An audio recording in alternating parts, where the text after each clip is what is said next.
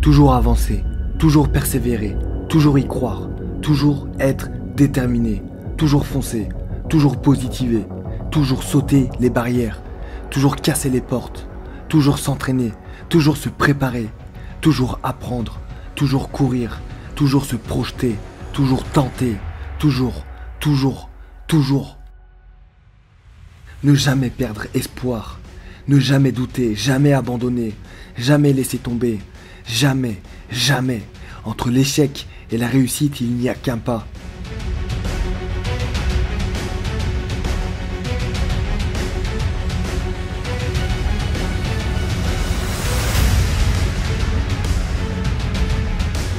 Qu'un pas qui te sépare d'une victoire, d'une défaite. Qu'un centimètre entre l'ombre et la lumière. Tu dois te battre pour ce centimètre et ne rien lâcher. Te préparer à toute alternative. Tu dois être prêt.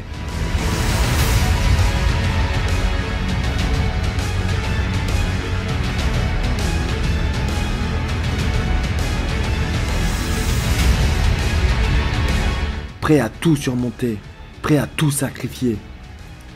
Peut-être que tu fléchiras les genoux, peut-être que tu t'abaisseras, peut-être que tu reculeras, mais en aucun cas tu ne baisseras les bras, en aucun cas tu baisseras la tête, en aucun cas tu saboteras ton avenir. Si tu veux réussir et mettre toutes les chances de ton côté, tu dois avoir le mental d'un guerrier, d'un battant, d'une machine déterminée à finir le job.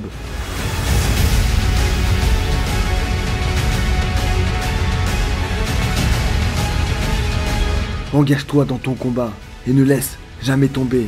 Abandonner ne doit pas être une solution. Continue de t'entraîner malgré les défaites. Insiste, persiste et signe de ton courage, de ta force et de ta détermination. Accroche-toi et avance, jour après jour, tu peux le faire. Sois discipliné et organisé, réfléchis et fais les bons choix. Ne choisis jamais la facilité, ne prends aucun raccourci. Apprends de tes erreurs et sois attentif. Écoute ceux qui savent, observe et bats-toi jusqu'à ton dernier souffle, jusqu'à ta dernière force. Tu peux le faire. Bonjour les amis et bienvenue dans cette nouvelle vidéo. Aujourd'hui, je voulais parler avec toi de l'abandon. Tu le sais, j'ai fait pas mal de défis, j'ai vécu pas mal d'aventures, voilà, je suis passionné par ça, un peu le dépassement de soi, l'envie d'aller plus loin, l'envie d'aller plus haut. Et je voulais te parler d'un sentiment qui nous frappe parfois, c'est l'envie d'abandonner. Donc ça m'est arrivé plusieurs fois, hein, c'est facile de dire j'ai réussi ça, j'ai réussi ci, j'ai fait ça, mais rien n'a été facile, au contraire même tout a été difficile et maintenant je m'en vante parce que je suis fier de l'avoir fait et je le partage avec toi parce que c'est peut-être une source de motivation, ça peut peut-être t'inspirer, ça peut peut-être vraiment te motiver à dépasser tes limites et ça c'est tant mieux, mais sache que je suis passé par des étapes et des difficultés parfois vraiment hardcore. Et l'abandon, ce sentiment, je crois que c'est le sentiment le plus dur qu'on puisse traverser quand on fait un défi, quand on a un objectif, quand on a un rêve ou quand tout simplement tu as envie de réaliser certaines choses. Déjà, j'ai flirté avec l'abandon depuis mon plus jeune âge. Tu le sais, j'ai été jeune sapeur-pompier et quand j'ai été jeune sapeur-pompier, plusieurs fois, quand je faisais les crosses, donc les crosses c'est la course à pied, donc plusieurs fois j'ai eu l'envie d'abandonner. C'est pas facile de courir 5, 6, 7, 8, 9, 10 km. Et à chaque fois que je faisais une course, j'avais envie d'abandonner.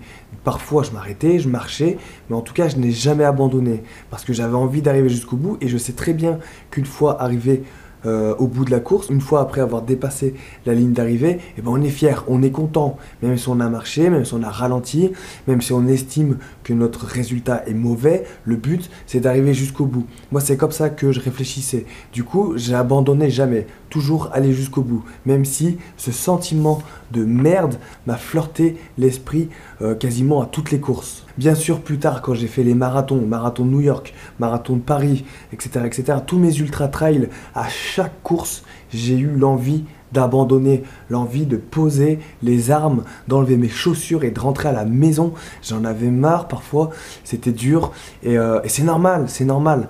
Pareil même encore quand je suis sur mon vélo, que je fais des étapes de 150 km, il y a des moments j'en ai ras les fesses, j'en ai marre, vraiment j'en ai marre, j'ai envie d'abandonner, j'ai envie d'arrêter. Je me dis mais pourquoi je m'impose ça, pourquoi je m'inflige ça, pourquoi tout simplement je fais ça. Aussi, quand j'ai fait JSP, bon, je sais pas si tu le sais, je sais pas si j'en ai parlé sur ma chaîne YouTube, mais en tout cas, quand j'ai passé mon brevet de jeune sapeur-pompier, sache que je l'ai échoué. J'ai loupé le brevet de jeune sapeur-pompier. Bien sûr, je l'ai eu au rattrapage, j'ai juste loupé le lot de sauvetage, et quelques semaines, quelques mois après, je suis allé au rattrapage, et donc du coup, je l'ai eu au rattrapage. Mais pendant cette période, forcément, j'étais en proie au doute. Je me posais plein de questions, je me demandais, est-ce réellement fait pour moi? Je me grattais la tête tous les soirs, je me disais, waouh, si j'ai échoué, c'est peut-être que je suis mauvais. Si je suis mauvais, pourquoi je continuerai?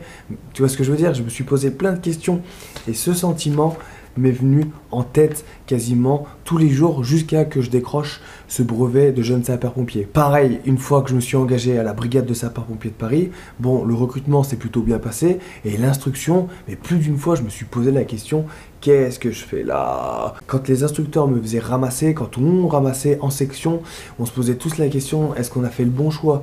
Est-ce que ça vaut vraiment la peine? Et ça, c'était pour l'instruction, mais quand je prenais mes gardes à Masséna, c'était exactement pareil. Il n'y a pas une garde au début où je me disais, mais merde, qu'est-ce que je fous là, quoi? Putain, c'est dur, mais combien de temps ça va durer? Combien de temps je vais ramasser? On décale la nuit, c'est fatigant, on a envie d'arrêter tout simplement. C'est facile d'abandonner au final. C'est très facile d'abandonner. Qu'est-ce que tu fais? T'arrêtes, tu vas chez toi, tu te poses sur ton lit, tu regardes Netflix, voilà, fin du combat. Mais est-ce que ça vaut vraiment le coup d'abandonner comme ça? Plus d'une fois, j'ai eu envie de résilier mon contrat. Surtout au début, l'instruction, voilà, on est dans une période probatoire, on peut s'arrêter, les instructeurs nous le disent, vous pouvez arrêter quand vous voulez. Alors là, on réfléchit, on se dit, mais est-ce que ça vaut vraiment le coup de continuer? Je peux arrêter, pourquoi j'arrêterai pas maintenant? Et au final, tu repenses à tous les combats que t'as fait pour en arriver là et tu dis, non, il faut que je continue, il faut que je persiste, il faut que je me batte. Et finalement, t'es content du résultat. Tu continues ton parcours, tu fais tes preuves, tu fais tes interventions, tu fais des feux, tu kiffes et tu dis waouh, ça valait vraiment le coup. Et pourtant, je me suis gratté la tête en me disant pourquoi j'arrêterai pas. Pareil pour le Mont Blanc, l'ascension du Mont Blanc, 4810 mètres, il faut faire plus d'un pas pour arriver jusqu'en haut. Il y a plus d'un moment où on se pose la question, est-ce qu'on y arrivera vraiment? Est-ce qu'on y arrivera vraiment? Il y a eu des tempêtes en haut. Le refuge du goûter, il me semble. Il y a eu une tempête. On a dû reculer notre dernière étape avant d'arriver au sommet de 5-6 heures. Donc du coup, on s'est posé la question, est-ce qu'on aura vraiment le temps pour monter jusqu'en haut? Physiquement, on savait qu'on en était capable, mais c'était au niveau du timing. On avait 4 jours pour le faire. On se disait, waouh, est-ce que ça vaut vraiment le coup d'aller jusqu'en haut?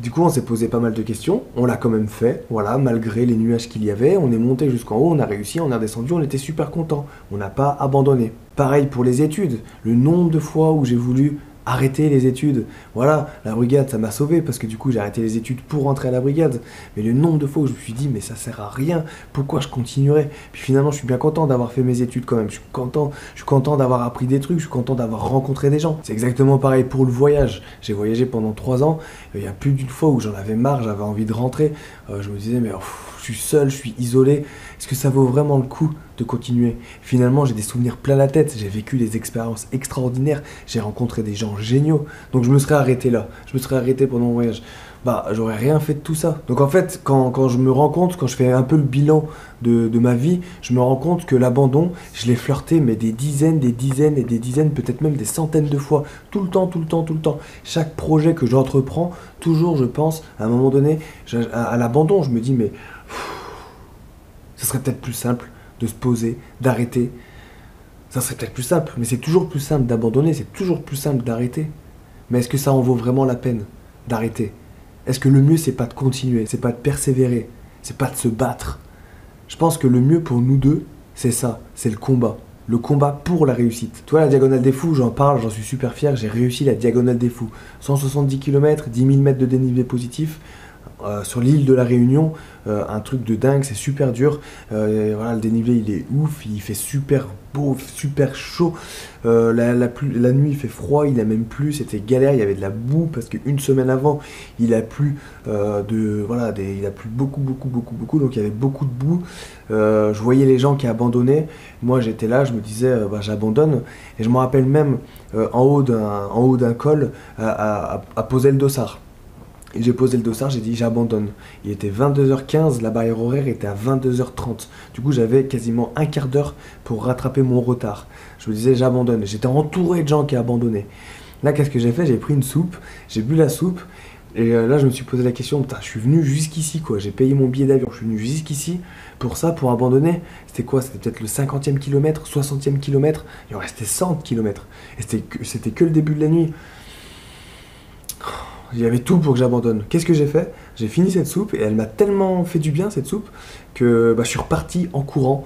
Voilà, j'ai tracé, donc j'ai descendu jusqu'au prochain ravito et en fait j'étais censé dormir à ce ravito et j'ai pas dormi parce qu'il fallait que je rattrape ce retard. Du coup j'ai sauté une nuit quoi, enfin quelques heures de sommeil.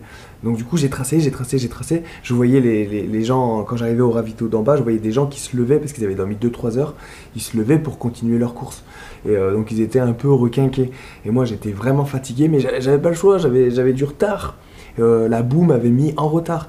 Donc du coup j'ai continué. Du coup voilà, j'ai dû dormir une heure et demie sur le parcours.